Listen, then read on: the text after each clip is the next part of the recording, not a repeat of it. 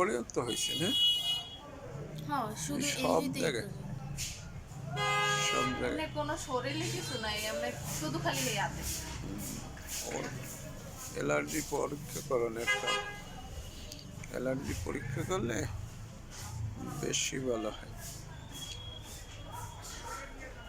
দেখি ওই হাতে কেমন হয়েছে, ওই হাতটা দেখো। একেবারে হাতের চেয়ে মোবাইলে স্পষ্ট দেখা যায়।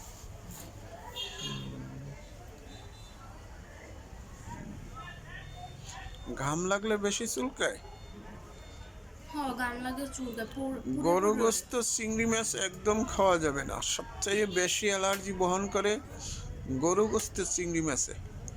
এই জন্য গরু গোস্ত চিংড়ি মাছ একদম খাওয়া যাবে না। আর অ্যালার্জি জাতীয় খাদ্য পুঁই শাক, ঢেঁড়স, কচুরলতি জাতীয় খাদ্য না খাওয়াই বেটার।